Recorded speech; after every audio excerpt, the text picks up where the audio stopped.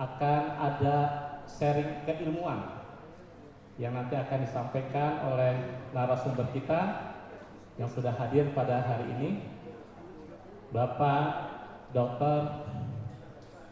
Widianto Dwi Surya MSc.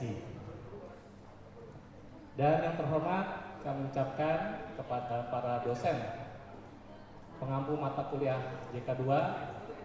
Di sini ada Prof. Ahmad Muslim, kemudian ada Pak Yudo Sambodo, Pak Ahmad Kirjun, Pak Ramdhani Muhaimin, Bu Kun Madiwati Rahayu, dan siapa lagi yang bisa saya sebutkan. Saya mohon maaf bila tidak disebutkan satu persatu, tapi tidak mengurangi rasa tajim saya kepada Bapak Ibu sekalian. Oh, di sini juga ada Pak Ahmad Kirjun ya, siap. Oke, baik teman-teman sekalian, apakah sudah siap untuk mengikuti perkuliahan JK2? Sudah ya? Apa kabarnya? Baik, alhamdulillah.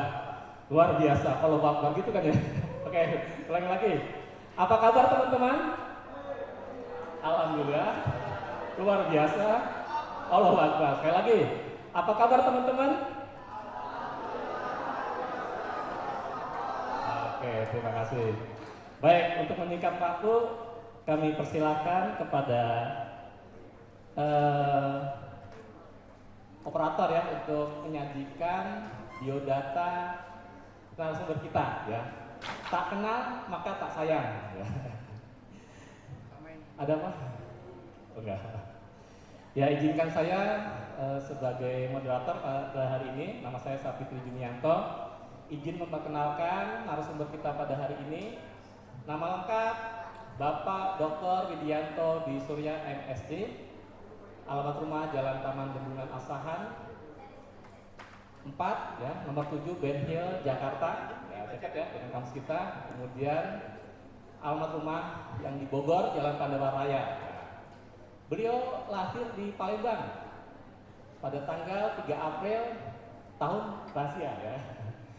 Oke, kemudian kalau dilihat dari pengalaman pekerjaan, kita lihat ya, begitu banyak. Dari tahun 1981 mulai berkarir di PT Pfizer Indonesia sebagai teknikal representatif. Kemudian, nah ini teman-teman ya, merintis usaha sendiri, membentuk CV Wahana Sakti Prima, kemudian CV Cipta Sarana. Beliau juga sebagai dosen di Fakultas Kedokteran Hewan IPB pada tahun 1986 sampai dengan 2010. Kemudian menjadi direktur di beberapa tempat, CV Wak Media Sarana, ya, PT IPB Sigeta Animal Pharmaceutical, PT Misu Elemen Lab Science, PT Permata Kreasi Media. Nah, ini penting nih, teman-teman nanti akan bisa lihat ya. Kemudian juga beberapa aktivitas-aktivitas lainnya. Di sini juga ada PT Global Bioscience and Technology ya, sebagai komisaris sampai dengan sekarang ini. PT Universal Biotechnoscience sebagai direktur utama. Dan, nah ini teman-teman ya, ini memperkenalkan nih, beliau bergabung di UAI sebagai Direktur Aliansi Bisnis Strategis UAI. Tepuk tangan.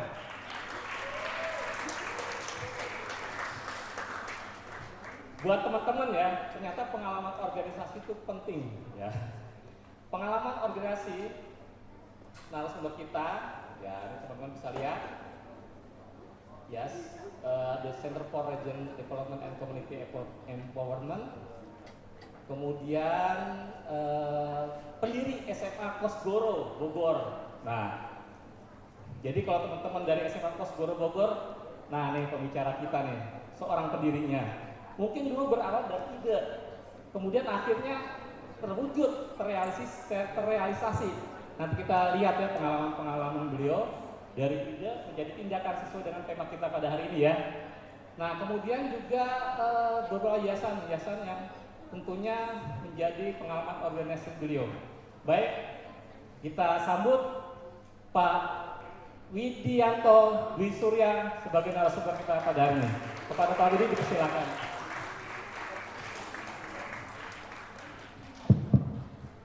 Bismillahirrahmanirrahim.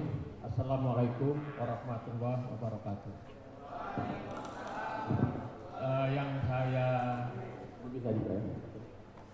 Yang saya hormati rekan-rekan dosen mata kuliah kepemimpinan dan kewirausahaan dan adik-adik mahasiswa mahasiswi yang pastinya hari ini sedang semangat-semangat. Kita kan hari ini mau bicara mengenai kewirausahaan. Kenapa sih manusia harus berwirausaha? Kenapa kita harus berwirausaha?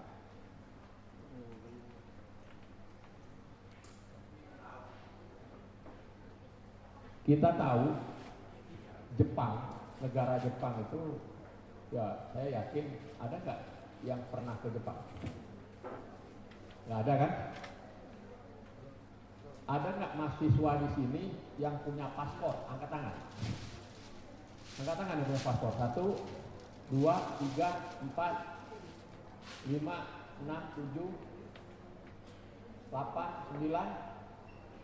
Paspornya belum ini ya, belum kadaluarsa belum ya, masih valid ya. Nah,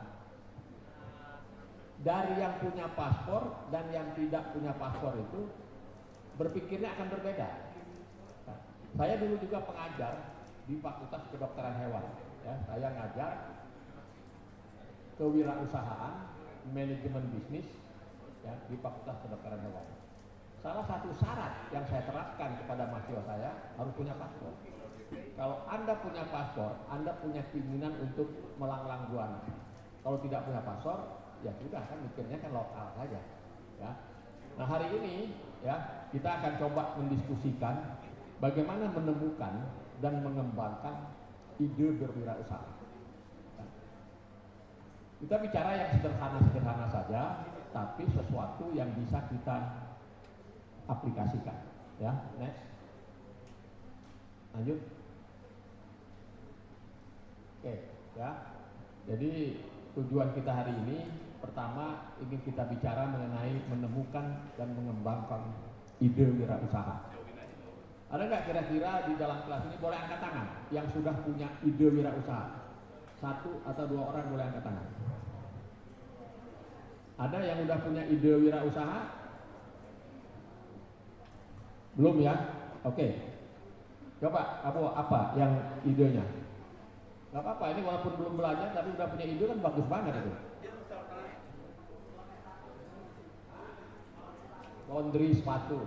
Oke ya, laundry sepatu.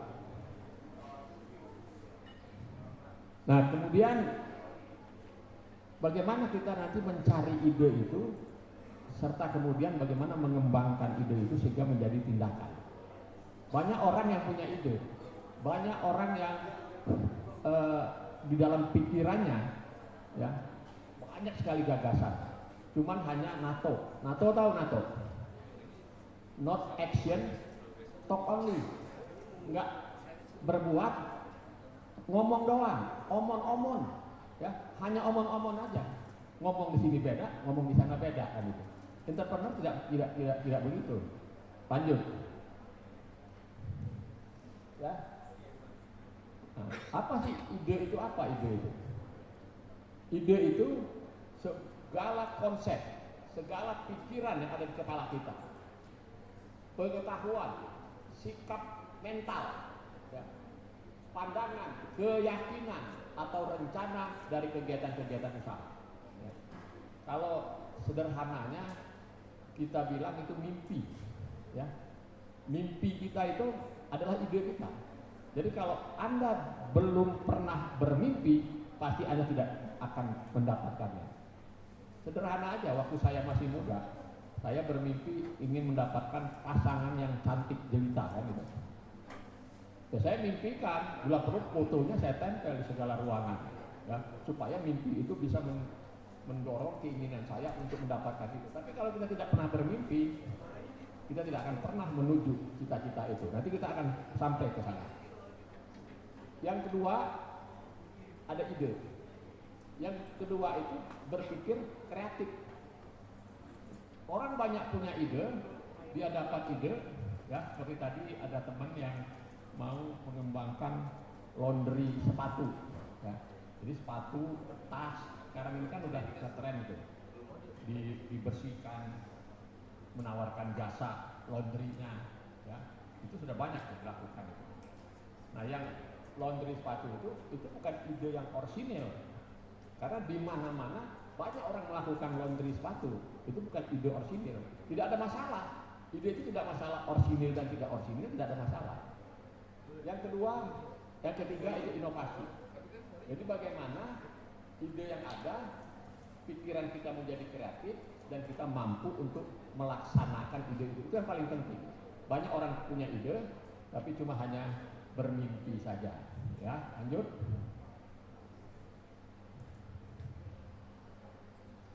Nah, dari mana ide itu didapat? Ya, jadi ide itu bisa kita dapat dari melihat, dari mendengar, dari merasakan. Ya. Tadi contoh yang paling sederhana, yang teman Anda itu kan bukan ide orisinilnya beliau. Ya. Banyak orang yang sudah melakukan laundry sepatu, laundry tas, ya kan? Cuman taunya teman itu mungkin dari melihat, ya, atau dari mendengar dari teman-teman. Wah ini laundry sepatu kayaknya boleh juga nih untuk memulai bisnis.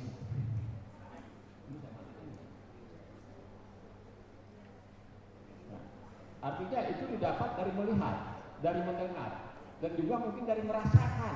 Ya, nanti akan saya kasih contoh-contohnya. Yang penting setelah Anda melihat, Anda mendengar, Anda merasakan, pikiran kita ini harus mulai kreatif nih. Bagaimana itu mewujudkan itu. Tapi kalau setelah melihat, mendengar, kita hanya diam saja, kita tidak ada upaya, tidak akan terlaksana ide itu. Percaya tidak akan terlaksana. Ya. Baru dia menjadi ide, ya, dari apa yang kita lihat, yang kita dengar. Setelah pikiran kita ini bekerja, itu dia baru menjadi ide. Kemudian bagaimana ide itu kita laksanakan. Itu inovasi. Lanjut.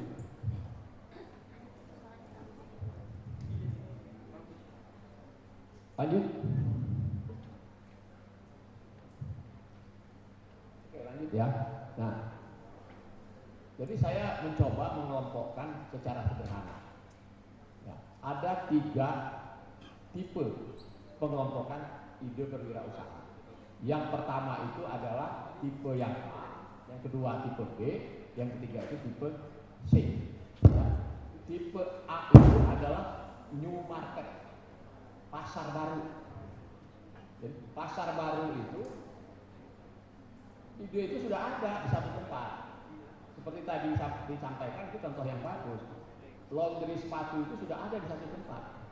Tapi tidak berarti kita tidak boleh melakukannya. Tidak masalah, kita akan bikin di tempat yang lain. Itu masuk kategori yang pertama, itu yang disebut dengan new market. Idenya sudah ada di satu tempat, tapi kita akan buat dia di tempat lain. Macam-macam contohnya, bisa restoran, bisa bakso, ya, dagang bakso itu sudah ada di tempat, di mana-mana ada, tapi kita contoh dia, kita lakukan itu. Yang kedua itu ada tipe yang B itu yang disebut dengan tipe new teknologi. Jadi kan Anda sekarang kan kuliah, kalau Anda kuliah itu kan pasti ada mendapatkan ilmu teknologi. Nah, ada bisnis itu yang dikembangkan berbasis kepada teknologi. Nah, jadi mereka memang punya pengetahuannya, kemudian mengembangkan ide bisnisnya berdasarkan teknologi. Yang ketiga itu adalah new benefit. Bisnisnya sudah ada, tapi mungkin ada benefit tambahan yang kita masukkan di dalam ide bisnis itu. Misalnya, kan pernah kita mendengar ada bisnis-bisnis yang konvensional, kemudian bisnis itu dikemas menjadi online. Banyak toko-toko, ya, yang ada, tapi toko yang konvensional. Kemudian toko itu karena kita punya teknologi menjadi online. Tapi tokonya jualan baju, jualan yang lain-lainnya itu sudah ada sebetulnya. Cuma karena ada teknologi yang kita rubah. Ini sebagai contoh, orang Cina, ya, orang Cina itu kerjaannya perusahaan Cina besar itu awalnya itu hanya mengkopi, ya. Kalau dia pergi ke negara tertentu, mau ke Eropa, mau ke negara-negara di Barat itu, dia lihat kalau ada satu mesin yang berproduksi, dia pelajari, cuman dia tinggal ganti aja, ganti baut, ganti sistem supaya dia lebih murah, kemudian diproduksi, ya. Tapi benefit tetap sama. Nah sekarang ini kalau kita lihat, ya, Anda baca di koran, sekarang ini ada perang dagang antara Trump dan Cina, ya. Itu kan berimbas kepada Indonesia. Jadi intinya kalau produk-produk dari luar itu masuk ke Amerika dikenakan pajak berlipat ganda. Cina itu kan membeli LNG dan bahan baku minyak.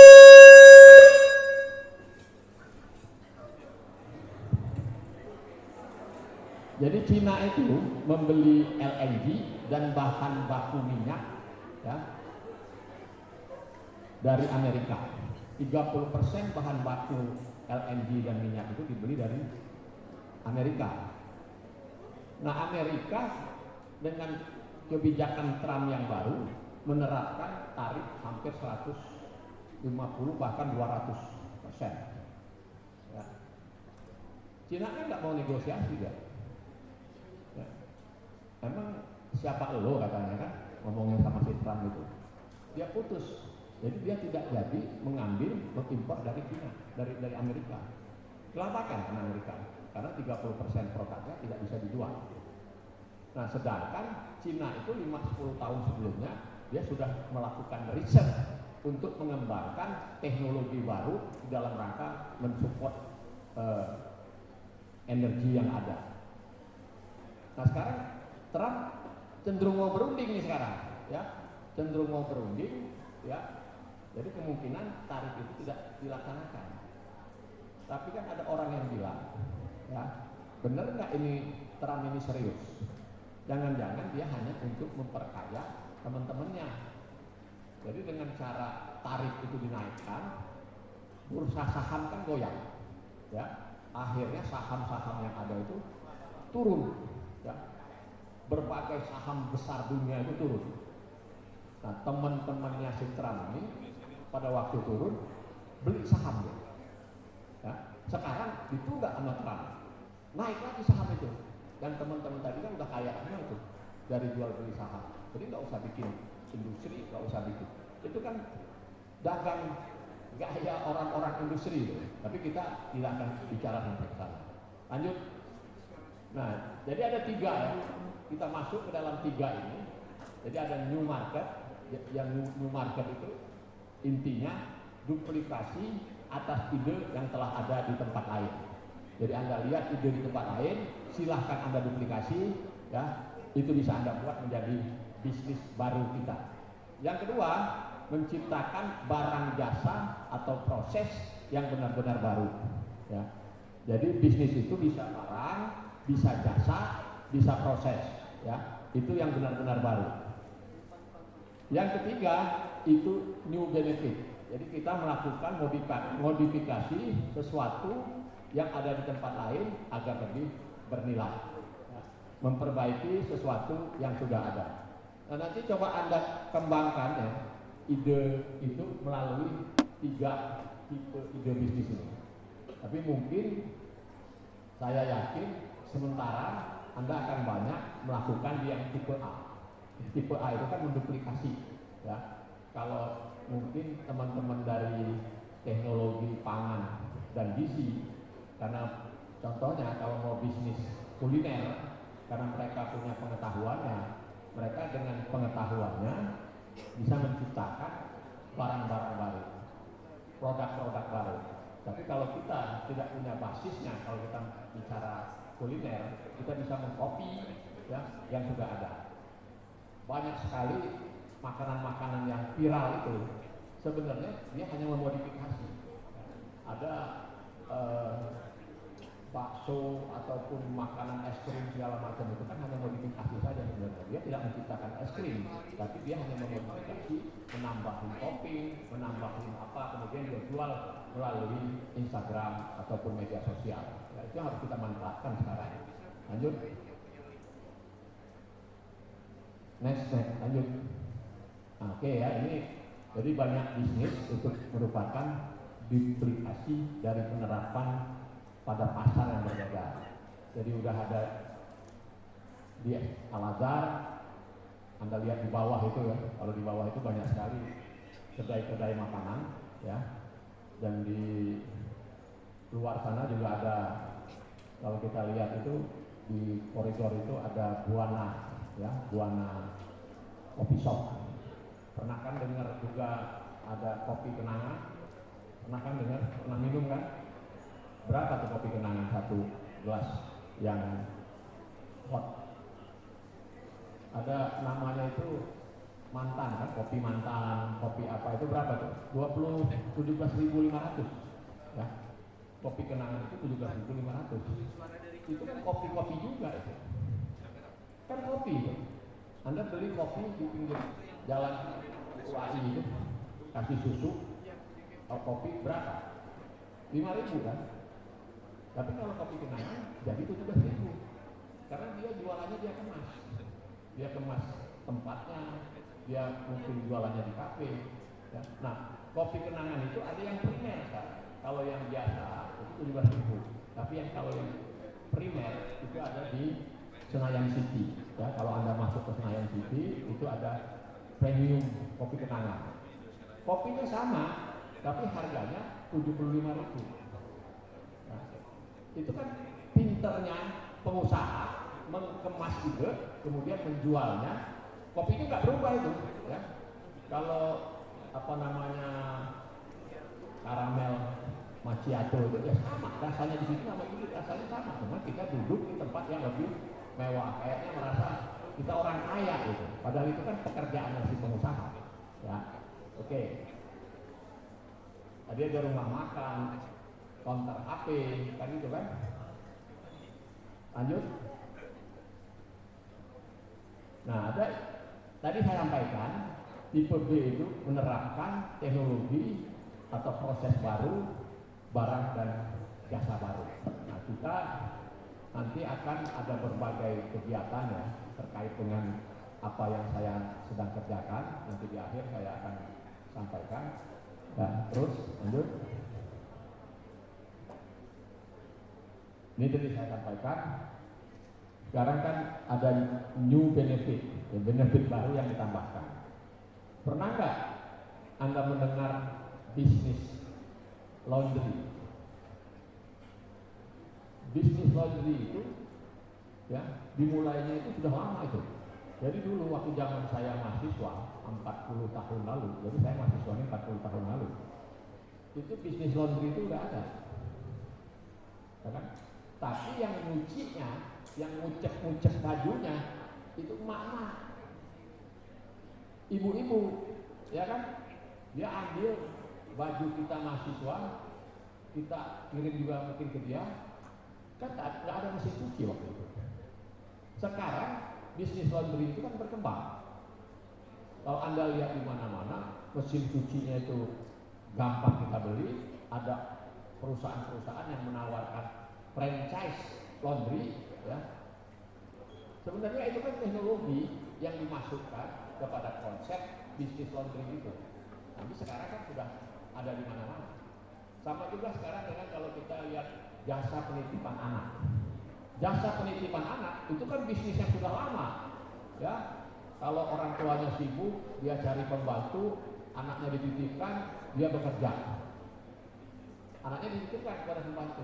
Nah sekarang ini dari ide itu timbullah ide kreatif dari pengusaha, dia bikin jasa penitipan anak. Ini tergantung mau kelasnya yang mewah, mau kelasnya yang sederhana, itu kan tergantung.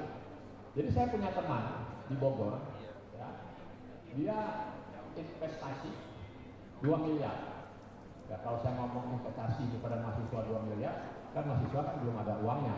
Tapi bukan berarti tidak bisa. Itu kan bisa gabungan.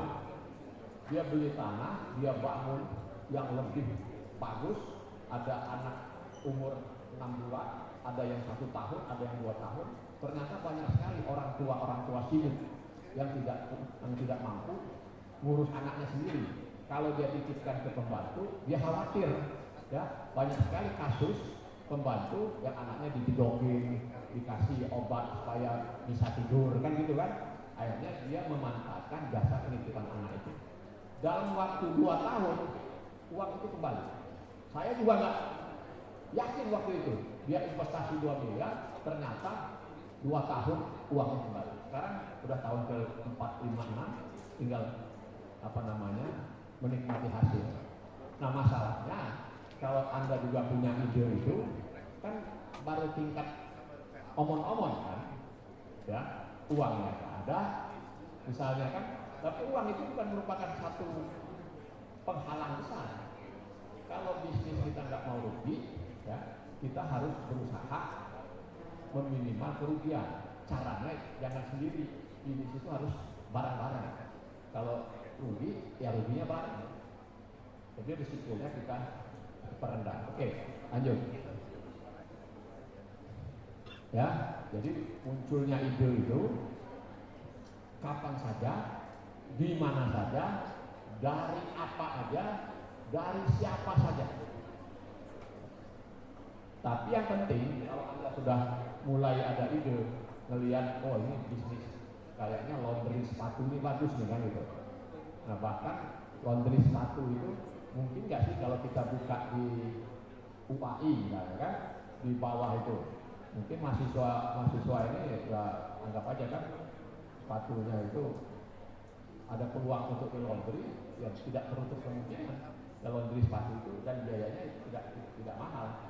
Karena saya pernah membina anak SMK di Bogor mengembangkan bisnis laundry sepatu, karena dia ada di dalam jurusan multimedia, mampu mengembangkan aplikasi.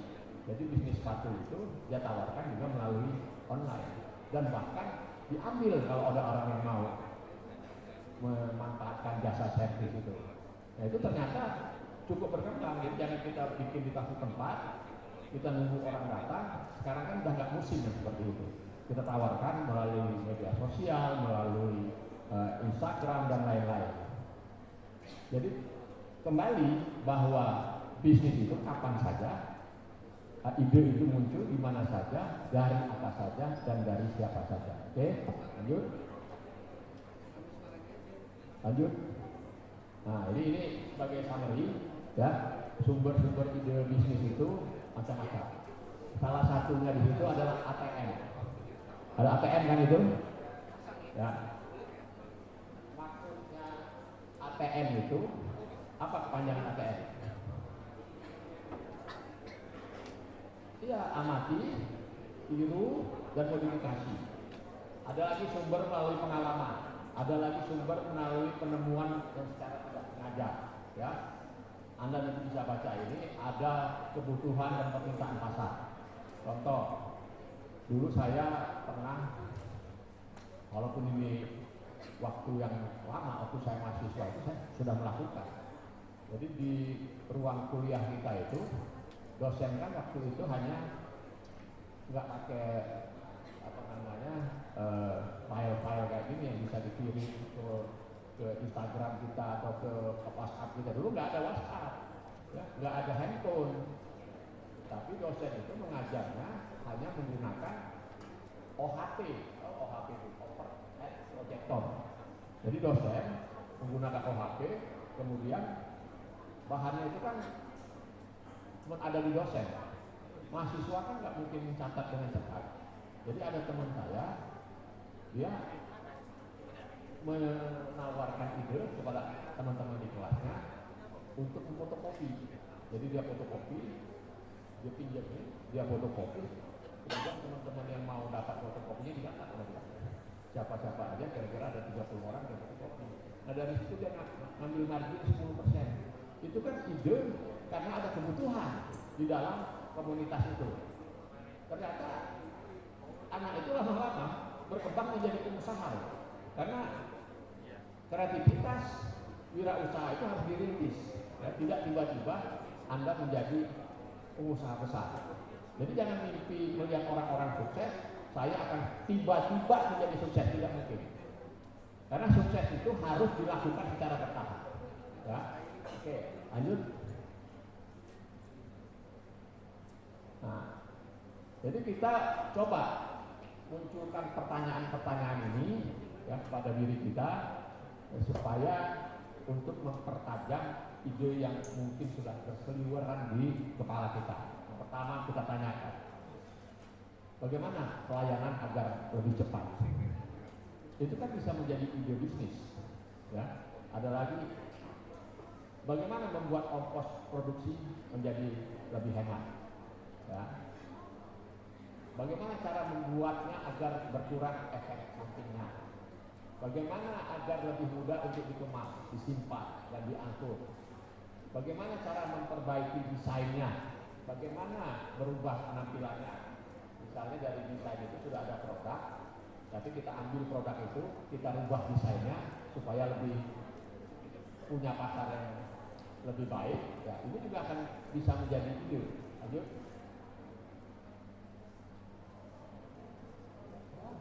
Nah, ini tadi ada teknik mendapatkan ide, tukar pikiran, berandai-andai, kawin silang, punya pengetahuan, punya pengalaman, keingintahuan, pendekatan dengan melibatkan riset, komponen yang dimodifikasi, analisis sistematis, dan meditasi. Meditasi ya, kita bermeditasi mungkin nanti akan muncul ide, itu boleh-boleh saja itu. Lanjut.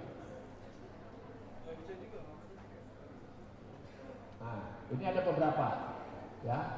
Kan pernah dengar Lorena Transport. Pernah naik Lorena? Di Jawa itu kan ada perusahaan bus Lorena, ya.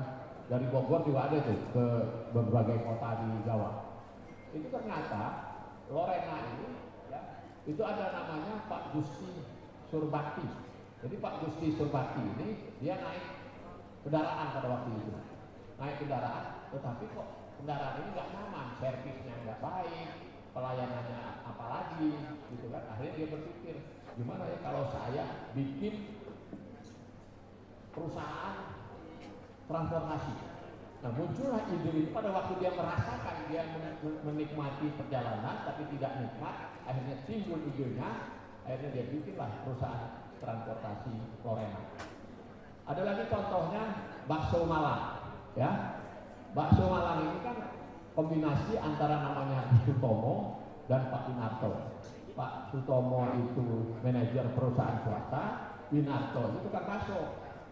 Nah, Pak Sunarto ini ingin mengembangkan bakso ini menjadi lebih populer, bekerja sama karena Pak Sunarto bukan tukang bakso, tapi dia punya duit, dia bekerja sama dengan Pak Winarto tukang bakso itu, jadi bakso Malang itu berkembang di mana-mana.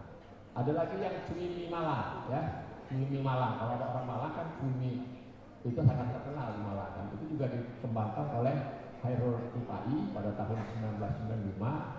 Ya, dia membuka outlet dengan menjual tanah. Ya, akhirnya sekarang ini muncul beberapa outlet Cwimi Malang baik di Jakarta ataupun di daerah lain.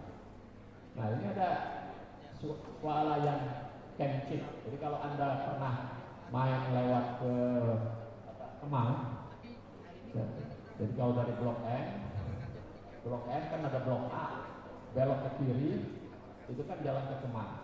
Di situ kan ada restoran namanya, Swalayan Kencik. Jadi Kencik ini yang punya itu Bob Sadino. Pernah ada yang tahu Bob Sadino nggak di ruang ini? Dia udah meninggal sekarang. Ada yang pernah tahu Bob Sadino? Bob Sadino itu pengusaha nyentrik. Dia kalau kemana-mana itu pakai celana pendek, pakai jeans, celana pendek. Ya, itu Bob Sadino. Pak Widi, Ya, pernah dulu ini Bob Sadino tampil di sini? Wah, pernah. pernah. Nah, ya. Nyentrik memang penampilannya. Nah, nyentrik penampilannya.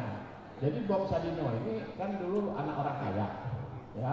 Dia kerja di Belanda di perusahaan perkapalan, Deloitte gitu. kemudian selesai dari Belanda, dia balik ke Indonesia. Dia bawa 2 Mercedes mobilnya, hasil kerjaan di Belanda itu dibawa. Karena di Indonesia nggak ada pekerjaan, mobil itu direntalkan, ya, direntalkan oleh temannya. Akhirnya tabrakan itu mobil, tabrakan hancur mobilnya, dia jadi pengangguran.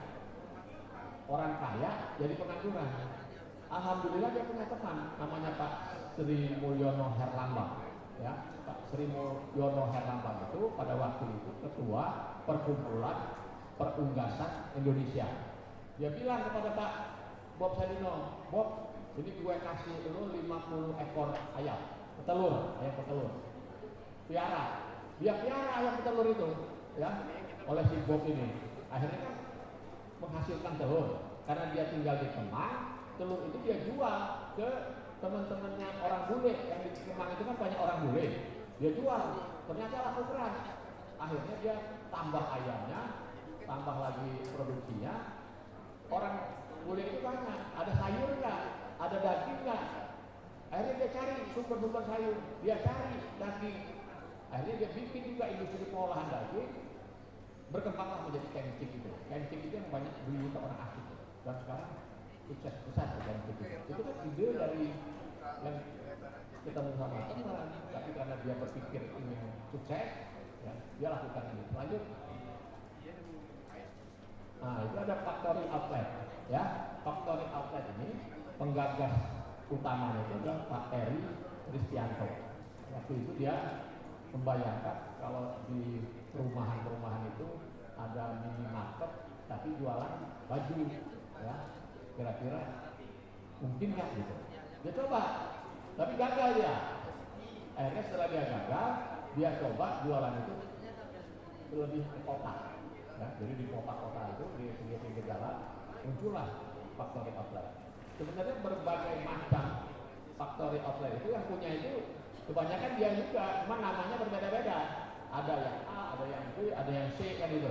Nah itu sekarang berkembang karena ini musiman. Sekarang ini dia kembangkan, dikombinasikan dengan butik. Jadi factory outlet itu sekarang berkembang dengan butik. Ini yang terakhir sebagai contoh.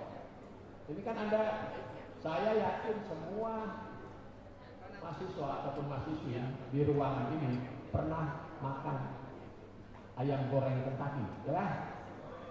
Ada nggak yang belum pernah? Kalau yang belum pernah angkat tangan, gitu. Angkat tangan. Pengen tahu aja saya. Jujur aja, jujur. Ada nggak yang belum pernah makan ayam goreng Kentucky? Angkat tangan, jujur. Berarti udah semua kan? Tadi kalau ada yang angkat tangan belum pernah, mau saya traktir. Nah, sekarang ada nggak yang belum pernah makan ayam goreng Kentucky? Mau saya traktir. Angkat tangan semua gitu kan? Nah ini si Harlan Sanders, ini kan kolonel marinir. Setelah dia pensiun, umur 65 tahun, dia mulai merintis usaha. Dia mengembangkan resep, ada 9 resep, itu resep ayam goreng. Ya, ada 9 resep ayam goreng yang dia kembangkan. Nah resep ini menurut dia sangat bagus, ya. Enak rasanya. Dia tawarkan resep ini kepada, dia keliling tuh, tahun 1952 dia keliling dari kota ke kota, dari restoran ke restoran, semuanya nolak. Semuanya nolak. 1007 restoran, 1007 restoran nolak resepnya dia. Nggak mau bekerja sama. Nah kalau kita di ruang ini 2 kali aja ditolak cintanya, langsung frustasi kan. Jadi kalau Anda punya ide, punya keinginan, jangan pernah menyerah. Nah pada restoran yang 1008 restoran, jadi bayangkan, saya juga gak habis pikir, ini orang nawarin kepada 1000, lebih daripada 1000 toko, restoran semuanya nolak. Kalau saya juga mungkin 3 kali ditolak, udahlah, mungkin bisnis ini gak cocok buat kita. Tapi pada yang ke 1008, ya restoran yang 1008 itu menerima, kemudian berkembanglah KFC itu, Kentucky Fried Chicken. ya. Kan enak bener rasanya Kentucky itu beda dengan Texas, beda dengan California, beda dengan dari yang lain-lain. Oke, lanjut. Ya, sekarang gimana kalau Anda tadi udah punya ide? Ide kan bisa dicari di mana-mana, sederhana. Ide itu bisa Anda dapatkan secara sederhana, bisa mendengar, bisa melihat, bisa ngobrol sama orang, bisa ATM, ya banyak sekali ide. Apalagi sebagai pemula, kita nggak perlu ide yang orsinil, dan ide dari kita sendiri nggak perlu. Tiru aja, ATM aja, amati, tiru, modifikasi. Nah, yang paling penting ini bagaimana kita ini menjadi sukses. Karena sukses itu tidak ada teman-teman di ruangan ini yang tidak ingin sukses. Pasti semuanya ingin sukses. Cuma untuk menjadi sukses itu ada syaratnya. Yang paling utama itu kadang-kadang kita ini takut menjadi sukses, ya, fear to success. Yang pertama itu sekarang jangan menganggap visi itu hal yang sepele. Ya, jadi Anda hari ini saya sarankan tulis dengan kepala aja, tulis visinya. Saya ini dalam 5 tahun ke depan ini mau jadi apa? Ya, apa saya mau jadi pengusaha? Apa saya mau menjadi dosen? Apa saya mau menjadi peneliti? Ya, apa saya menjadi pegawai negeri? Itu Anda tulis. Jadi kalau ditanya, mahasiswa ditanya, mau jadi apa setelah lulus dari UAI? Bagaimana nanti, Pak? Nanti bagaimana? Ya? Yang di depan ini apa? Kamu mau jadi apa kalau udah lulus? Ya. Hah? Lawyer. Itu kan visinya. Jadi mimpi. Benar tuh. Jadi sekarang kamu tulis itu. Meter berapa sekarang? Meter 4. Kira-kira kalau jadi lawyer berapa tahun lagi setelah lulus? Kan harus ada kursusnya, harus ada semua tahun, ya. Kamu tulis. 5 tahun lagi saya akan menjadi atau akan membuka atau bisa juga bekerja menjadi asisten lawyer di biro lawyer di mana? Kan gitu kan? Ya. Oh, jadi lawyer kenapa? Melihat Hotman Paris Hutapea. Nah, mungkin aja kan nggak masalah kalau Hotman Paris itu idolanya untuk menjadi lawyer, nggak masalah kan? Hotman Paris kan gini-gini tuh, ya, dia gini-gini tapi ininya itu berlian semua kan gitu kan? Asistennya cantik-cantik banyak sekali, gitu. Bisa aja dia tertarik karena itu, tapi nggak apa-apa. Tapi tuliskan visi kamu itu, ya, saya pada tahun sekian akan menjadi lawyer. Karena visi itu adalah mimpi kita. Nah, kalau kita belum pernah memimpikannya, jangan harap Anda akan mendapatkannya. Nah, apapun itu, mimpikan itu. Nah, karena setelah kita tuliskan, itu yang akan kita capai, itu yang akan menjadi keyakinan bagi kita. Jadi kalau kita sudah yakin, 50% itu sudah berhasil, 50%-nya usaha. Tapi kalau Anda punya mimpi, Anda punya visi, tapi Anda tidak yakin dengan mimpi itu, tidak yakin dengan visi itu, tidak mungkin berhasil. Orang contohnya, dia bermimpi ingin umroh atau ingin haji, itu kan sementara ini bisa mimpi, ya, uangnya dari mana, daftarnya lama, tapi nggak apa-apa, buat mimpi itu. Karena mimpi itu kan macam-macam. Ada mimpi untuk nanti setelah bekerja, ada mimpi menjadi wirausaha, ada mimpi yang terkait dengan bidang religius. Saya mau umroh pada tahun sekian, kan? Supaya mimpi itu menjadi sesuatu yang mendorong kita, cari aja tuh brosur-brosur umroh, gambar Ka'bah, gambar Masjid Nabawi, dan gambar segala macam, tempel di kamar-kamar kita. Jadi setiap kita pulang ke ruangan, kita selalu lihat itu. Kayak teman kita ini mau jadi lawyer, ya, kamu idola kami lawyer itu cari, tempel di kamar tidur. Pada waktu kita pulang, kita selalu lihat ya, itu yang akan membuat keyakinan itu bertambah yakin. Setelah kita yakin, itu 50% sudah sukses ya. Tapi kalau nggak yakin, besoknya berubah lagi, bukan jadi lawyer, jadi notaris misalnya kan, bisa aja kan. Lawyer ya udah, kita siapkan mental kita untuk menjadi lawyer. Oke, terus lo tulis ya, isinya ada tulis tuh. Lanjut. Oke, ya. Jadi yang pertama, ini kan saya sampaikan beberapa kiat, ya. Yang pertama itu kita sudah ada kiat namanya 3C, ya, 3C. Yang pertama, tuliskan visi Anda. Semua yang ada di ruangan ini, pulang dari sini tulis. Minimal 5 tahun ke depan saya ini mau menjadi apa. Nah, jangan waktu ditanya bagaimana nanti setelah lulus, jangan. Mulai dari sekarang, ya, tulis dari visi itu. Nah, setelah visi nanti Anda tulis semua, itu kita masuk yang C yang kedua, evaluasi diri. Jadi evaluasi diri ini kita mengevaluasi. Saya ini kan mau menjadi notaris, saya ini mau bisnisnya laundry sepatu. Kita evaluasi diri kita. Emang siapa sih saya ini mau jadi notaris? Kan gitu. Pertama, kalau ingin menjadi notaris itu kan ada kompetensi yang harus dikuasai, ya kan? Ada ilmunya. Kompetensi itu ilmu, ada ilmu yang harus dikuasai. Nah, kalau kita tahu bahwa ilmu kita kurang dalam rangka akan menanti menjadi pengacara tadi, ya kan? Anda ini kan sekarang lagi kuliah di Fakultas Hukum. Berarti ilmu itu akan didapat pada waktu masa kuliah ini. Kuliahnya harus serius, ya. Jangan kuliah boros, ilmunya nggak dapat, mau jadi pengacara, kan itu. Nanti kalau setelah Anda lulus dari Fakultas Hukum, ya, Anda ilmu itu kan nggak bisa didapat, nggak bisa balik lagi ke sini nanya sama dosen, kan nggak bisa. Berarti ilmu itu akan Anda dapat dari teman-teman, dari pengacara yang lain. Nah, tapi mulai dari sekarang sebagai mahasiswa, coba kita seriuskan. Kita akan serius kalau kita sudah punya visi, ya. Tolong tulis visi itu. Nah, yang ketiga itu, ya, jadi 3C.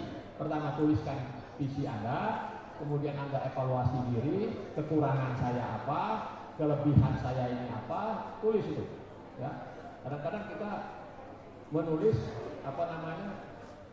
saya ini, contohnya waktu kita evaluasi diri, saya ini pemalu, saya ini kurang kalau ngomong orang kurang paham, saya ngomong itu karena apa? Ini semua kekurangan kita ini.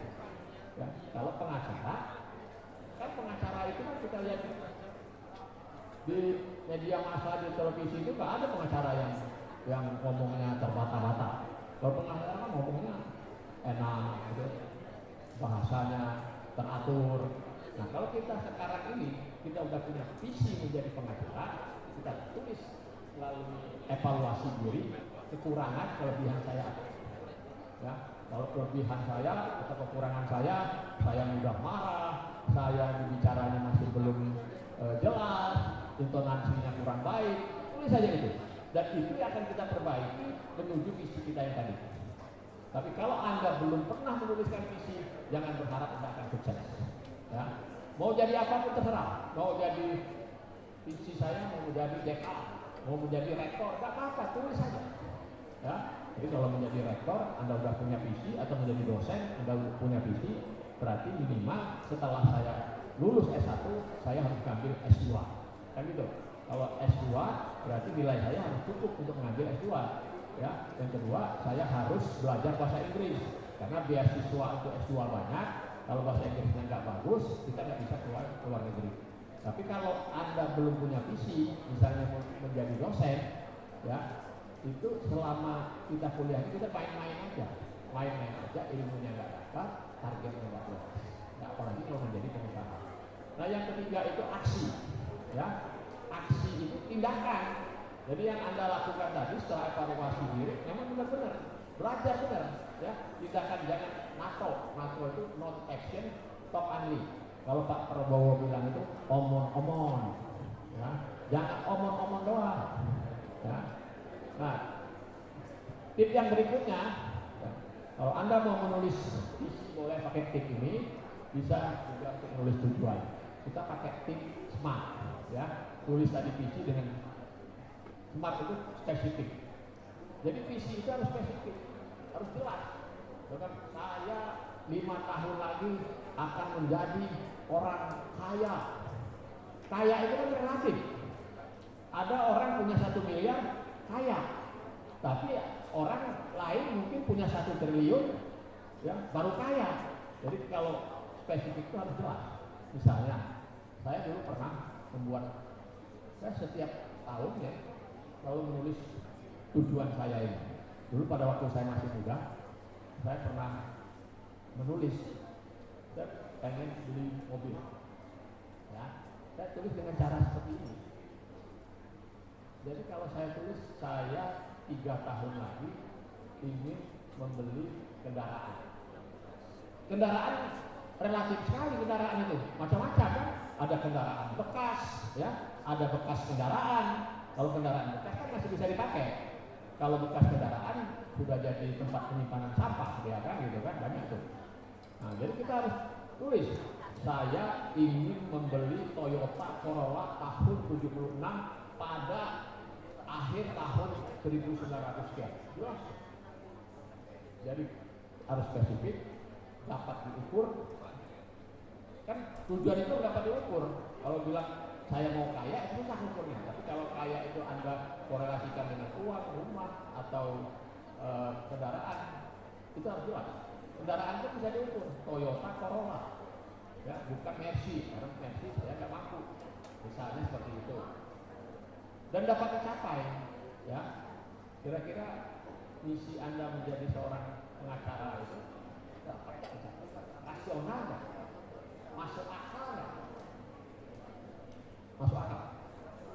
Hah? Nah, masuk akal. Tapi kalau Anda ingin menjadi, saya akan menjadi 5 tahun nanti menjadi seperti Hotman Paris Hutapea, nggak masuk akal. Nah, jadi kalau Anda sudah tahu isinya, kita tuliskan dalam bentuk yang benar-benar kita bisa kerjakan, ya, kita akan mengarah ke sana. Jadi otak kita ini dibimbing oleh visi kita. Tapi kalau kita tidak ada visi, ya, Anda kuliah juga hanya fisik aja, datang ke ruang kuliah itu fisik nih. Kayak sekarang ini saya lihatnya banyak yang fisik aja datangnya, nggak nyari ilmu. Pokoknya kewajiban datang, ya kan gitu, ya, absen selesai. Nah, itu banyak yang begitu, karena masing-masing tidak punya visinya. Coba Anda tuliskan visi itu, ya, yang rasional. Jadi saya tanya, benar rasional nggak jadi pengacara? Rasional nggak sih mau jadi bikin laundry sepatu? Oh, rasional, ya.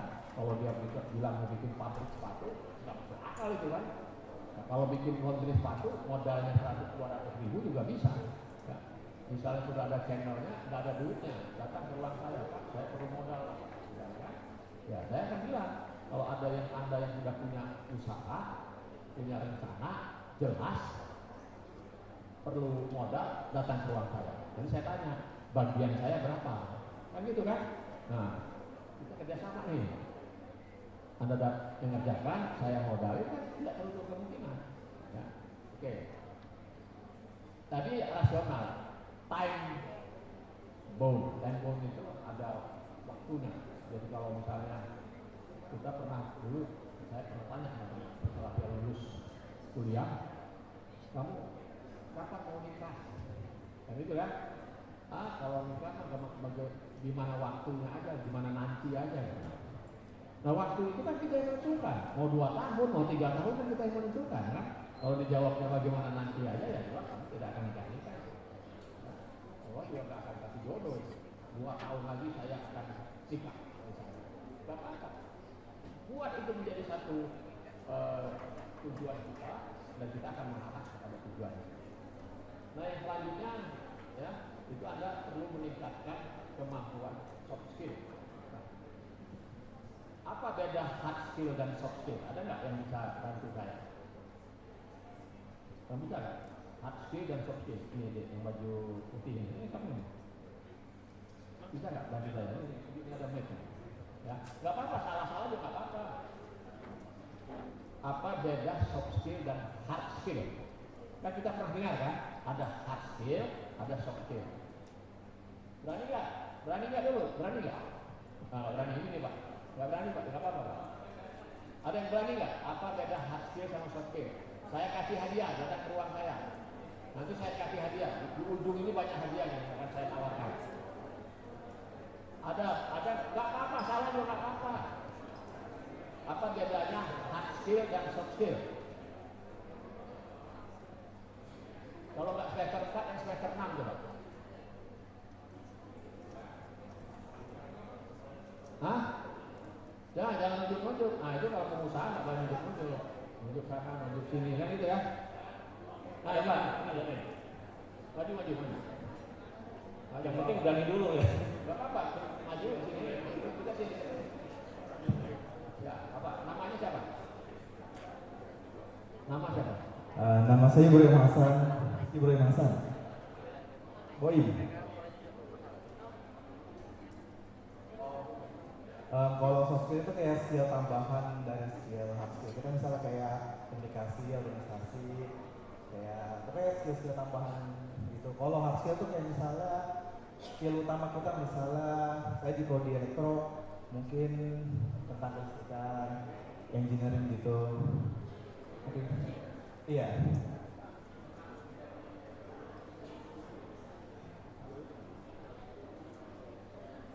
Mungkin saya kan juga ikut himpunannya, jadi mungkin skill organisasi dari situ ya.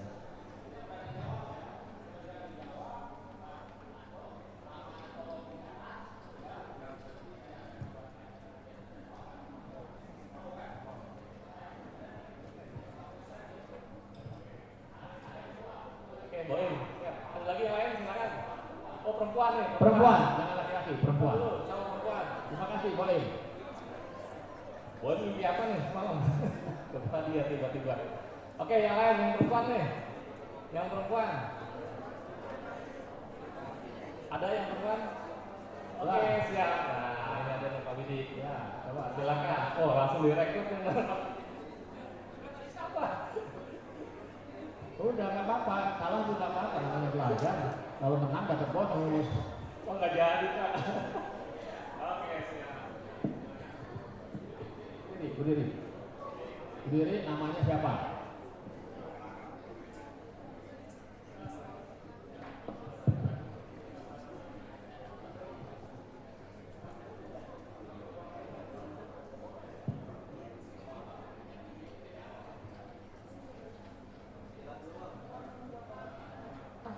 Nama saya Haulila dari program studi ilmu hukum. Kalau misalkan hard skill itu berarti keterampilan teknis, sedangkan soft skill itu keterampilan non teknis kayak komunikasi. Terima kasih. Kamu baca di itu ya, di chat GPT enggak? Enggak. Nah, karena sekarang kalau Anda kan punya handphone nih, ya, apapun Anda tanya di chat GPT itu 5 detik dia jawab. Ya kan? Sekarang itu ada yang namanya orang Amerika, namanya J itu saya nggak tahu dari mana.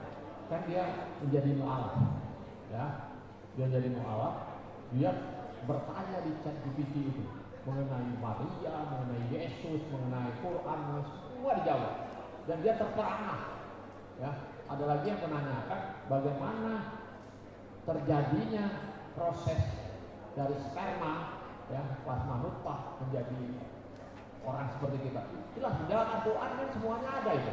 Jadi orang-orang asing itu sekarang itu terperangah, ya, bahwa di Al-Quran itu jawabannya itu sudah ada sebenarnya, dan mereka baru bertanya sekarang. Oke, jadi hard skill, ya, hard skill itu adalah kompetensi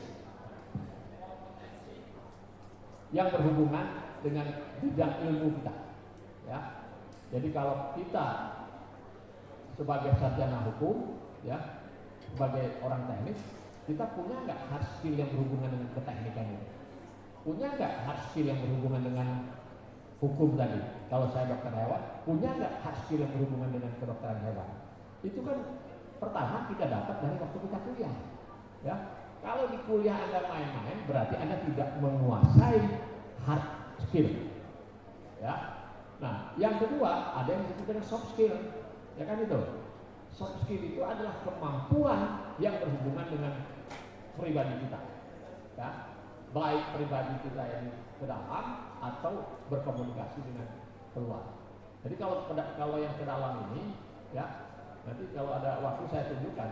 Ada 23 soft skill ya menurut studi dari Harvard University yang minimal harus kita kuasai.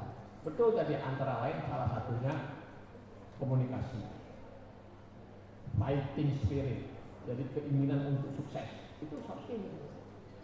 Misalnya bekerja sama dalam kelompok, ya ada 23 itu. Dan soft skill itu tidak diajarkan di dalam mata kuliah. Nggak ada pelajaran kita apa soft skill itu di dalam mata kuliah, nggak ada. Tapi soft skill itu kalau kita kerja 80% yang menentukan keberhasilan kita adalah soft skill, bukan hard skill. Tapi hard skill harus, karena waktu Anda mau cari kerjaan kalau nggak tahu ilmunya ditanya kan nggak mungkin bekerja. Tapi setelah kita bekerja, soft skill itu menjadi peran yang utama, ya soft skill. Misalnya, dari mana kita dapat soft skill itu, dari mana? Kita bisa berkomunikasi, bisa bekerja dalam kelompok, mampu mendengarkan, ya, mampu menyampaikan pendapat, itu kan semuanya soft skill. Dari mana kita dapat itu? Kan nggak ada kuliah soft skill, nggak ada kan? Memang di mata pelajaran kewirausahaan banyak hal yang menyangkut masalah soft skill. Ya. Nah soft skill itu kita dapat dari pertama kita aktif di kemahasiswaan. Ya. Kan kalau di kemahasiswaan kita aktif mau jadi BEM, mau jadi himpro, mau jadi apapun, kan kita kan berdiskusi dengan teman, kita membuat perencanaan, itu soft skill semua. Itu nanti akan membuat kita menjadi lebih sukses. Ya, jadi jangan Anda ngapain saya mau aktif di kemahasiswaan kan gitu kan? Nah, jangan seperti itu. Nah, yang selanjutnya ya lanjut berubah ya sampai jadi bangun kebiasaan pikiran menjadi kata ya. Kalau di pikiran itu jadi kata, kemudian kata menjadi tindakan, tindakan menjadi kebiasaan, kebiasaan menjadi diri kita. Kalau sesuatu yang kita biasakan, kita akan menjadi diri kita. Selamat datang Pak Rektor, ya ini ada Prof. Asep Zainuddin. Ya, mungkin nanti saya akan kasih waktu sebentar Pak. Maka Pak, silakan Pak. Ya, ini terima kasih kita dapat kehormatan dikunjungi oleh Pak Rektor, PR1, PR3. Ya, ya. Oke, lanjut saya percepat. Lanjut dulu. Ya, lanjut. Nah ini, lanjut lagi. Nah, ini ada event, ya, event pemiliknya saya. Ini bukan omong-omong, ya. Saya tadi perkenalkan punya PT Permata Kreasi Media. Jadi PT Permata Kreasi Media itu adalah PT yang bergerak dalam bidang MICE, IO. Salah satunya kita penyelenggara pameran internasional ILDEC Indonesia tanggal 17-19 September 2025. Ya. Pameran ini dihadiri hampir 50 negara di ICE BSD, nanti di di BSD ya, di hall 3A dan 3B.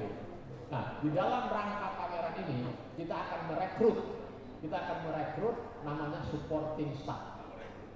Biasanya kita rekrut dari perguruan tinggi, dari Fakultas Peternakan, dari Fakultas Kedokteran Hewan, dari Fakultas Komunikasi. 60 orang yang kita rekrut. Selama 4 hari, nginap, kita sediakan apartemen, dia akan makan, dan dia akan membantu pelaksanaan pameran ini. Dan dapat honor ya, 500.000 sehari. Enak nggak? Mantap kan? Boim, kamu saya catat nama kamu tadi. Ya. Karena tadi saya tanya siapa yang mau ngomong, hanya Boim. Satu lagi siapa? Holila. Ya, kamu catat namanya, nanti saya minta namanya. Karena kamu akan menjadi prioritas daripada rekrutmen saya. Nah, saya sudah lapor sama Pak Rektor bahwa dari 60 orang itu 15 orang minimal saya akan rekrut dari mahasiswa UAI. Mau nggak ikut gabung? 4 hari dapat 2 juta, ada nggak?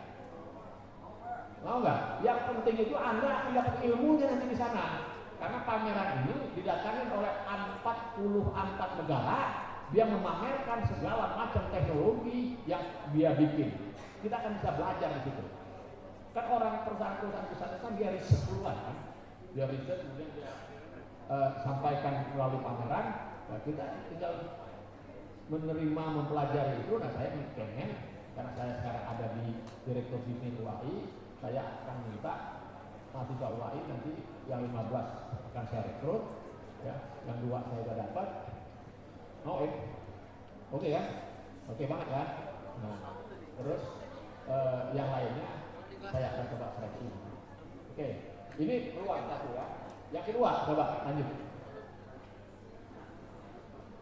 Nah, ini ada festival ayam, telur, dan susu. Ini pameran juga, tapi intinya ini adalah edukasi, promosi kepada masyarakat supaya makan telur, minum susu, makan ayam. Karena sekarang telur ini kan sudah tersedia di Indonesia ini. Untuk menjadi pintar tuh harus makan telur, ya. Cuma orang kalau kita lihat persentase masyarakat rendah, ya, menengah ke bawah, dia makan telur itu dari pengeluaran 1 bulan, ya kalau dia punya pengeluaran 1 bulan, itu hanya 4,9% dia beli telur. Kecil banget kan dari total pengeluarannya. Tapi pengeluaran untuk rokok, nah ya itu 11,4%. Jadi mendingan beli rokok daripada mendingan beli telur. Nah karena itu kita harus terus-menerus melakukan promosi, edukasi supaya telur ini menjadi makanan utama. Karena telur ini bisa mencegah stunting, bisa berkembang otaknya, ya. Ini harus dilakukan. Apalagi Anda punya anak-anak, ada ibu hamil dan sebagainya. Kita akan menyelenggarakan kegiatan ini di Universitas Al-Azhar. Karena ini kegiatan sejak 2012 saya laksanakan, pindah-pindah kota. Tahun ini ya itu ada ini Universitas Al-Azhar.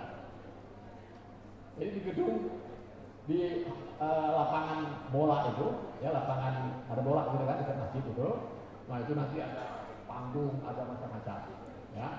Nah di dalam rangka kegiatan itu kan ada pada hari pertama itu ada pameran produk perunggasan, ada seminar, ada bazar, ada talk show, ya, ada kreativitas mahasiswa yang akan kita tampilkan. Pada hari kedua lebih kurang sama, tapi ada lagi karena di hari Minggu itu kegiatan di Car Free Day. Kita masih punya waktu, tapi mulai bulan Mei, Juni, Juli kita melakukan pra kegiatan. Jadi ada seminar, ada lomba-lomba, itu akan kita lakukan. Nah bagi Anda nanti yang tertarik ya untuk bersama-sama membantu ini belajar, karena soft skill itu akan didapat di sini soft skill itu. Ya, silakan hubungi Pak Anto, kita akan bentuk tim mahasiswa. Ya, tapi saya akan nunjuk yang mau itu berarti yang tertarik. Ya, saya mau orang yang tertarik, orang yang punya pikiran lagi. Ini satu kegiatan yang kita kerjakan. Berikutnya, nah ini ada lagi lomba desain poster untuk makan bergizi gratis. Ini udah tayang ini di IG yang berbayar, sudah tayang di seluruh Indonesia. Ini sasarannya SLTA sama SMK. Target kita supaya mereka tahu UI, supaya incoming student itu meningkat. Ini ternyata Prof. Acep sudah hampir ada 25 orang yang sudah mengirimkan, walaupun baru 2 hari. Ya, mudah-mudahan ini akan tujuan. Ini ada hadiahnya. Lanjut. Nah, ini kita akan lakukan seminar. Ya. Seminar protein hewani dan omega 3 bersumber gizi dan yang untuk sumber gizi dan perkembangan otak manusia.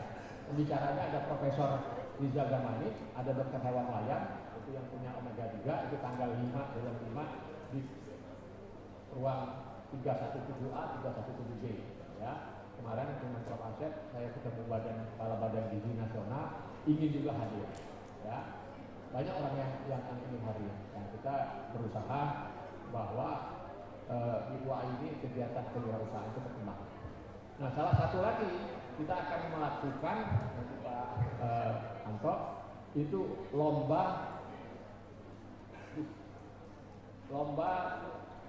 bisnis model kanvas. Nah, lomba bisnis model kanvas. Ya, jadi nanti satu grup kan bisa 5 orang. Ya, satu grup 5 orang nanti membuat bisnis model kanvas itu, ya, tapi terkait dengan ayam dan telur, ya, bisa on farmnya, budidayanya bisa off-farm yang hilir, jadi pengolahan hasil dan lain sebagainya. Nanti kita akan berikan coaching yang lebih detail ya pada waktu Anda nanti mencari ide-ide untuk bisnis itu. Nah pemenangnya 1, 2, 3 ya. Kalau 5 orang kali 3 kan 15 orang itu. Kalau pemenangnya nanti saya lagi berpikir apakah yang 15 orang itu menjadi yang saya rekrut untuk yang di Ildek nanti itu. Ya. Yang kedua kita akan carikan dana untuk yang melaksanakan ide Anda tadi. Jadi saya sudah menghubungi beberapa teman-teman, misalnya menang 1 nanti didampingi oleh perusahaan ini untuk bantu biaya pelaksanaannya. Ya. Dan di ruangan ruangan saya ada di lantai 2, sebelah ruangannya Ibu Ade, itu terbuka untuk Anda yang ingin konsultasi, Anda yang ingin maju silahkan. Jadi kita kerjanya yang produktif. Nah saya sudah bicara juga dengan Pak PR juga, ya. Kan ada tenda biru kan? Tahu tenda biru? Tenda biru lagunya Desi Ratnasari itu, pacarnya Ruben. Tahu nggak tenda biru yang di sana itu? Kan di tenda biru itu kan ada fasilitas mahasiswa itu, orang bisa ngetik, bisa duduk-duduk gitu kan. Nah mungkin dalam waktu dekat saya sudah lapor Pak Rektor, kita akan segera bangun panggung. Ya, ada panggung di sana arah ke Hidran, ada Hidran kan, arah panggung itu ya seperti inilah. Intinya tendanya di sana ada bisa duduk-duduk. Nah di panggung itu kita akan kreatifkan, kita akan bikin kegiatan-kegiatan kemahasiswaan. Bisa misalnya ada lomba anak-anak SMA, ada lomba ini mungkin satu sore ada gitar, nyanyi-nyanyi, boleh kan anak UI nyanyi-nyanyi boleh nggak? Boleh ya Prof? Nah, joget-joget boleh? Joget itu joget ini pada pasir gitu. Nah di sana tuh kita akan bikin berbagai kegiatan sehingga sambil baca sambil ini otak kita jalan dan itu akan membangun soft skill. Ya, jadi mungkin untuk sementara ini saya akan akhiri ya karena waktu kita terbatas, tapi bukan berarti Anda tidak bisa berkonsultasi sama saya. Silahkan ya. Kalau saya tidak akan ngasih nomor handphone ya. Kalau yang serius silahkan berhubungan dengan saya melalui Pak Anto silahkan. Tadi ada yang nanya, Pak itu dalam biodata tanggal tahun lahirnya kok kami buat kan 3 April titik gitu. Saya bilang sama Pak Anto, memang saya nggak mau ketahuan tua saya kan gitu. Jadi biar aja silahkan nebak berapa tahun lahir saya kan gitu kan, berapa umur saya. Mau ada nggak yang nebak? Saya kasih hadiah lagi. Nah, oke, ya. Karena Profesor Asep Ektor kita sudah hadir di sini, saya ingin memberi kesempatan untuk beliau. Silakan Prof, kalau ada yang ingin disampaikan sekaligus memotivasi. Karena silakan Prof Asep. Prof Asep ini teman saya sejak 40 tahun yang lalu. Jadi waktu saya mahasiswa, temannya beliau. Saya satu asrama dengan Pak Rektor ini. Sampai sekarang pun saya sering berkomunikasi, saya tidak pernah lepas komunikasi. Silakan Prof. Terima kasih. Tepuk tangan dulu buat Pak Widi. Luar biasa. Ya, Assalamualaikum warahmatullahi wabarakatuh. Ya, saya tadi sudah disampaikan bahwa kami adalah teman sejak S1 tahun 76. Tahun 76, berarti tahun depan 50 tahun. Bersahabat dari masuk IPB, kemudian jadi dosen, kemudian beliau jadi pengusaha, saya di sini. Beliau menawarkan bagaimana kalau sisa waktu saya dialokasikan untuk kepentingan Universitas Al-Azhar Indonesia. Tentunya dengan senang hati saya sebagai sahabat sejak 76, beliau dari Palembang, saya dari Garut, bertemu untuk sama-sama peduli bagi generasi muda. Saya ucapkan terima kasih. Kita berikan aplaus nih buat Pak Widi. Luar biasa. Jadi kehadirannya itu karena dedikasi. Dan ini saya pikir, coba teman-teman semuanya dari mulai sekarang, kalau belum, mulailah berpikir terus ke depan. Dan jangan hanya kaget atau merasa lelah atau merasa gagal ketika ada sandungan-sandungan. Nggak usah khawatir, karena kita banyak dari sejarah, termasuk juga di dalam dan di luar negeri, yang sukses itu adalah yang bisa keluar dari kegagalan, bukan kemudian dia menjadi terpuruk terus-terusan, bukan. Mungkin tadi Pak Widi sudah menyampaikan, Kentucky itu 1080 kali, 1008 kali gagalnya. Tapi sekarang kita tahu, Thomas Alva Edison itu 10.000 kali mencobanya. Hasilnya apa? Jadi ingin saya tekankan adalah Anda perlu konsisten. Anda harus konsisten bila Anda ingin maju. Dan kami akan sangat senang, saya, Pak Widi, Pak Anto, Pak Zirman, Pak Faisal akan sangat senang bila Anda lebih maju dari kami. Sangat senang. Mengapa? Karena itu adalah tugas guru, tugas dosen. Tetapi untuk kemajuan itu hanya Anda yang bisa. Dan tidak ada batasnya kalau mau. Memang Anda harus selalu berdoa dan bersyukur, tapi tidak tergantung sama orang lain. Maka dari itu saya minta sebagai Pak Widi, memang kita dibandingkan dengan yang lain mungkin kita biasa-biasa saja. Tapi ingin agar pengalaman-pengalaman kami silakan Anda optimumkan untuk kepentingan Anda. Harus konsisten. Jangan putus asa. Jangan putus asa. Gagal satu, tenang aja, pelajari. Dan gagal ke satu, apa? Pelajari lagi, sampai akhirnya Anda sukses. Dan saya dan kami percaya bahwa Anda semua itu sukses. Asal Anda mau sukses. Kuncinya itu, apa Anda mau? Kalau iya mau, oke, kita ikut bantu saja. Dari dosen-dosen ini ikut bantu. Tapi Anda lah yang menentukan kesuksesan itu. Tadi ada program-program yang disiapkan untuk belajar berentrepreneur. Bahkan ada teman-teman kalau perlu saya bayar untuk ikut itu. Di dalam hal ini tadi Pak Widi menyampaikan, Anda yang akan kami bayar asal mau. Mengapa? Karena ini demi kepentingan Anda agar siap terus untuk menghadapi tantangan.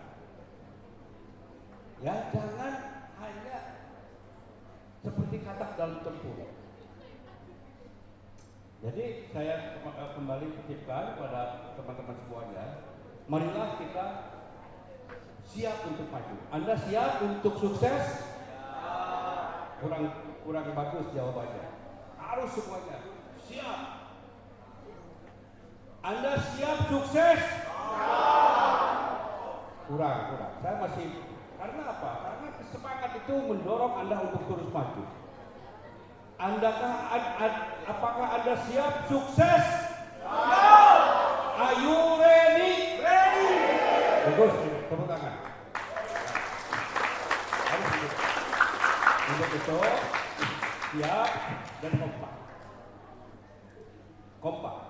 Fakultas-fakultas dengan fakultas, di dalam fakultas prodi-prodinya kompak. Antar fakultas kompak. Boleh kita berkompetisi, tetapi di dalam rangka kemajuan, bukan di dalam rangka menginjak fakultas yang lain. Dalam rangka kemajuan, apa yang disebut dengan falsafatul khairat itu harus kompak. Maka UAI semuanya kompak dan saya yakin UAI akan menjadi universitas yang unggul dan benar-benar unggul. Oke, siap? Anda siap untuk maju? Siap. Oke. Saya kalau saya nyebut UAI, Anda jawab 3 kali, ya. Saya sebut UAI karena Anda orang unggul semua, ya, yang siap semua untuk maju. siap menghadapi berbagai tantangan, siap untuk menghadapi berbagai tantangan dan siap untuk maju, maka Anda orang unggul. Maka kalau saya sebut UAI, Anda bilang 3 kali. Unggul, unggul, unggul. Siap? Paham semuanya? Oke. UAI. Saya masih belum puas karena masih ada yang ngobrol. Mohon maaf, suatu waktu perlu untuk tidak ngobrol. Betul. Harus konsentrasi, harus fokus, dan harus menyampaikan apa yang disampaikan orang lain harus diterima. Kalau ngobrol, rugi benar. Rugi, walaupun 1 menit, 1 detik, rugi. Ya, selain dosa, rugi. Oke, siap? Coba berhenti semua, tidak ada yang ngobrol. Ya, di tengah, jangan ngobrol. Ke depan semua lihat mukanya. Oke? UAI. Belum, di sebelah sini oke. Oke, saya akan pertandingkan kiri, kanan, tengah. Mana yang paling bagus, kita berikan terus paling bagus. Kiri dulu, sini. UAI unggul ya. UAI. Tepuk tangan. Nah, oke. Tengah. Yang serius dan sampai menggetar. Oke. UAI. Oke, tepuk tangan. Kurang. Oke. Yang kanan sebelah saya. Siap ya? Siap? UAI.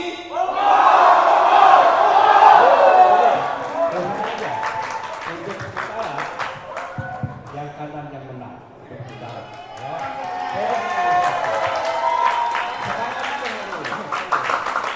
Ya, semuanya bagus, tapi untuk sementara yang ini yang paling bagus, yang kedua yang kiri, yang tengah tidak terlalu. Itu harus fair. Ya, itulah fairness. Jangan merasa sakit hati, tidak usah. Ya sama aja pemenangan pun harus ada yang menang, nggak apa-apa. Tapi Anda terus maju. Oke? Oke, sekarang saya minta kelompok yang kiri. Ya, kiri. Silakan Anda diskusi sebentar. Jargonnya apa? Ya, jargonnya apa? Oke? Yang kanan, pikirkan juga. Kalau saya nanti UAI, jargonnya apa? Ya, harus bisa dalam waktu yang cepat. Yang tengah, UAI, jargonnya apa? Bukannya unggul ya, kalau itu dari saya.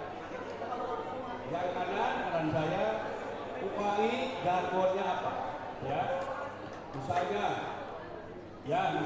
UAI jaya, misalnya, atau UAI semangat, ya, siap, udah mulai dapat ini, udah dapat inspirasi, belum, tengah dapat inspirasi,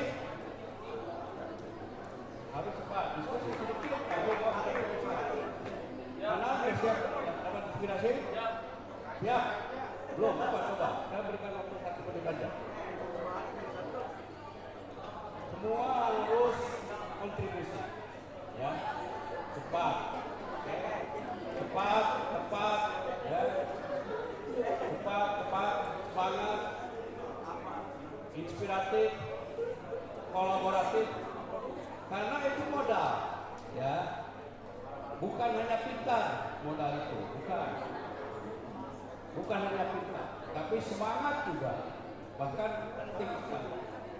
Tadi mungkin Pak Udin sudah menyampaikan, bukan hanya hard core-nya, bukan hanya hard skill saja, tapi juga soft skill dan juga tentunya karakter. Oke, siap. Apapun yang terjadi kita siap. Oke. Ini siap-siap semuanya. Mungkin tengah dulu ke kiri ke kanan. Oke. Apa jargonnya terserah. Ya, kalau tadi UAI unggul, sekarang apa? Oke. 1. Siap. Oke, siap. 1, 2, 3. Kanan.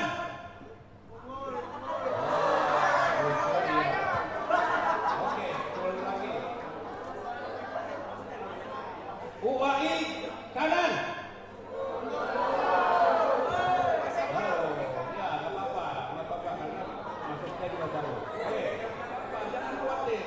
tidak ada yang namanya salah atau tidak ada yang namanya gagal. Tenang aja. Tapi yang penting berani. Oke. Kayaknya kiri siap nih. Kiri siap. Apa jargonnya yang kiri mungkin diskusi. Siap.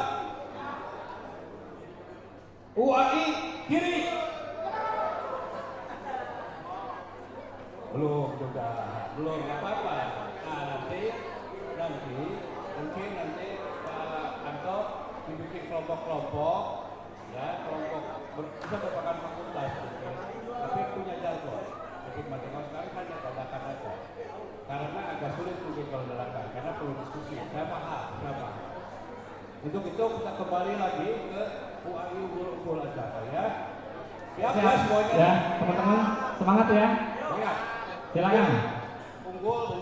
Oke. Mana duluan tergantung saya. Ada. Ya, kita dengarkan suara azan dulu, Prof. Ya boleh. Ya. Kita tunggu.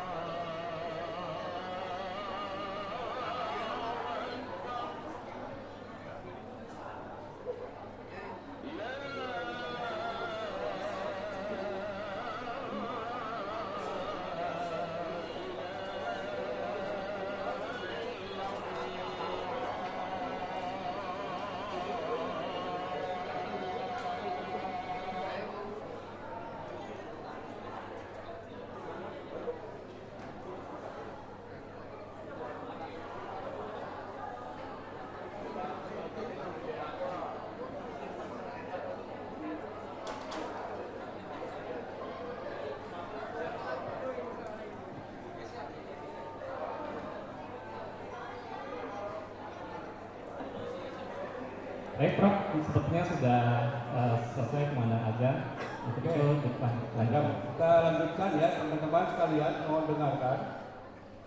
Pertama, dari kurang lebih 300-an orang ini, kami akan memilih kurang lebih nanti 40 sampai 50 orang dengan kriteria nanti akan dibahas oleh Pak Widi, Pak Silmansyah, Pak Faisal, dan Pak Anto, termasuk saya, dan satu lagi adalah Profesor Michael Gautama dari Singapura. Jadi 40 sampai 50 orang yang akan dididik untuk betul-betul to be entrepreneur. Ya, bisa nanti dalam periode 1 semester lagi bisa di sini dan juga di Singapura. Ya, itu kami tidak bisa semuanya. Tentunya tergantung kriteria kita itu yang the best dalam arti tentunya kriteria kita. Anda jangan khawatir ya, jangan ini terpilih saya enggak, itu tenang aja. Karena tidak semua orang bisa di entrepreneur, tidak semua orang. Tapi kemauan itu harus ada. Itu akan ada kurang lebih 40 sampai 50 ya Pak Firmansyah dari Profesor Michael Gautama. Itu Pak Anto koordinasi dengan Prof Michael untuk menentukan kriteria-kriterianya. Adapun kegiatannya nanti kita bahas dengan Prof Michael Gautama. Yang satu, itu siap-siap aja. You have to be an entrepreneur, oke? Satu. Yang kedua, ini kalau saya perhatikan layar ini jadul. Ini saya jadul, tapi ini still the best, still useful. Saat ini harus diganti dengan Videotron. Saya dengan Pak Widi dan teman-teman para wakil rektor berusaha untuk mendapatkan sponsorship untuk mendapatkan Videotron. Mohon doa ya. Itu mohon doa nanti diganti dengan Videotron ya. Tentunya doa penting juga. Tentunya kami yang berusaha mencari sponsorship ya untuk Videotron. Karena kami tidak akan banyak menggunakan uang internal. Yang ketiga yaitu kami sudah berkomunikasi dengan Sebastian Cafe. Sebastian itu adalah Olan Sebastian, juga teman satu angkatan 76 sama, sudah 50 tahun kami kumpul dan kami sudah butuh untuk membuat School of Cafe. Nanti bisa latihan bagaimana barista, jenis kopi di Indonesia. Indonesia ini juara ketiga banyaknya kopi di dunia. Harus dioptimalkan. Jadi ada School of Cafe di sini, training cafe, khususnya untuk para mahasiswa UAI, tapi juga siswa-siswa SMA dan juga orang-orang lain.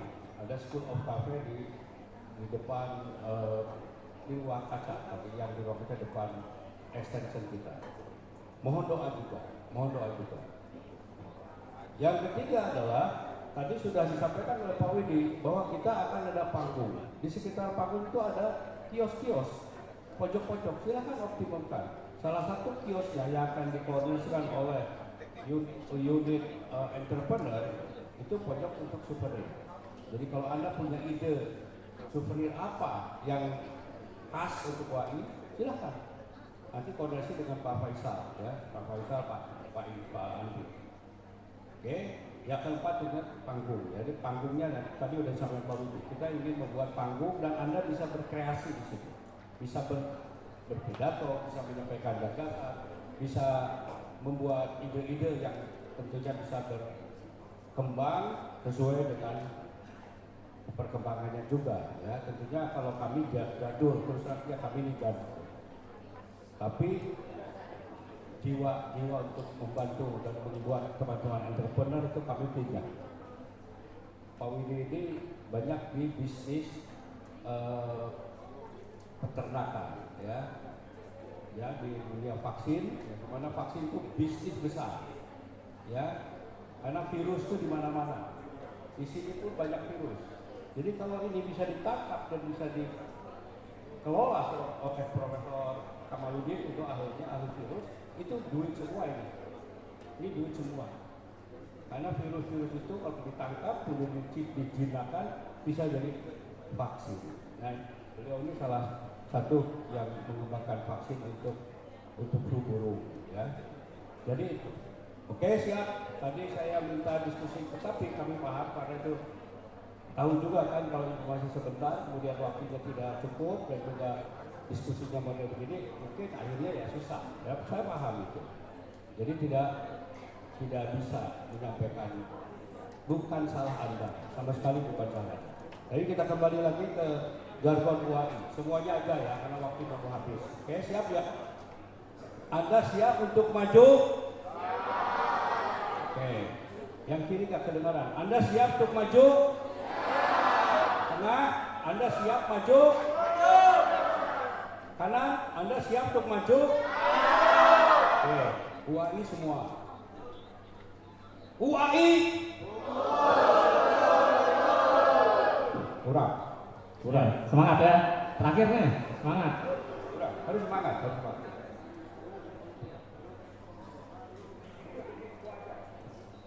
Tidak bisa. Semuanya ya, semua. UAI. Oke, terima kasih. Tepuk tangan buat semua. Oke, kita beri aplaus buat Prof. Asep, Sektor Universitas Al-Azhar Indonesia.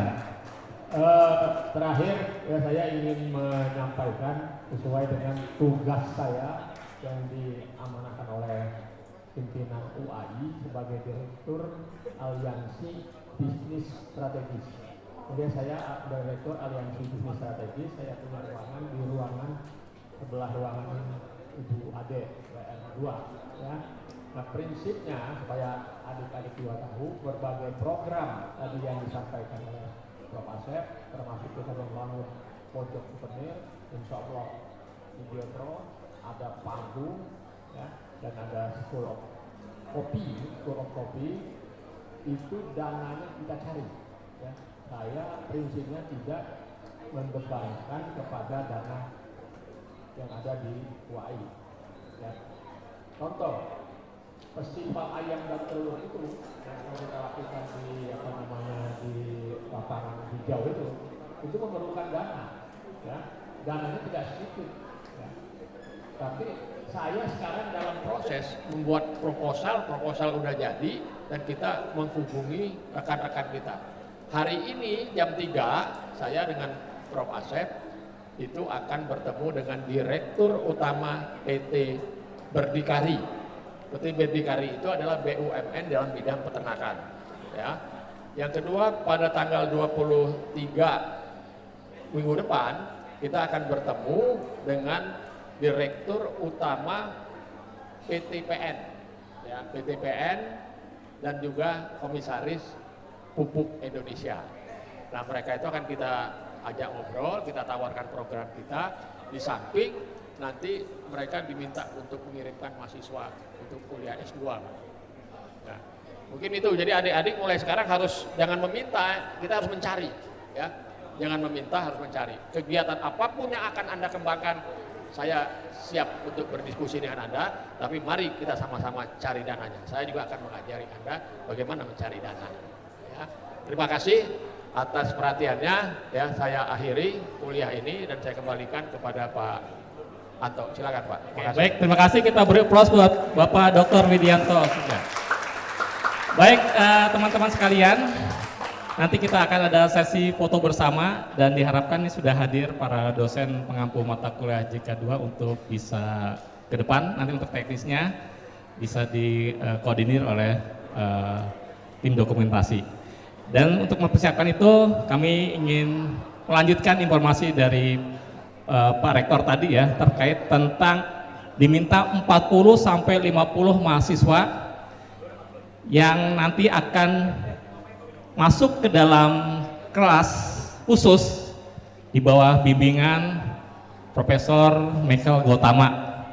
Tempo hari sudah dikirimkan beberapa kuesioner ya, mana yang minat untuk mengikuti kewirausahaan, dan dari lembaganya Pak Faisal ya, Pak Andri di unit UPT Kewirausahaan sudah menyeleksi. Namun sepertinya masih kurang jumlah pesertanya. Jadi diharapkan kepada teman-teman nanti yang berminat ya untuk berkoordinasi dengan Mbak Citra ya. Nanti insya Allah minggu keempat kita sudah mulai mensuit ya. Jadi teman-teman sudah mengikuti perkuliahan pertemuan 1, 2, 3, nanti pertemuan keempat suite masuk kelas khusus 40 sampai 50 orang ya, tolong diambil kesempatan. Oke, baik, terima kasih. Dan kepada Pak Rektor, kepada Pak Wakil Rektor 1, Bapak Wakil Rektor 3 yang sudah kesempatan untuk hadir pada hari ini, memberikan motivasi ya kehadirannya, dan juga kepada Prof Muslim, kepada Pak Kirjun, Pak Yudo untuk bisa ke depan. Nanti kita akan foto bersama ya teman-teman. Kepada Bukun, kepada Pak Ramdhani, silakan untuk ke depan.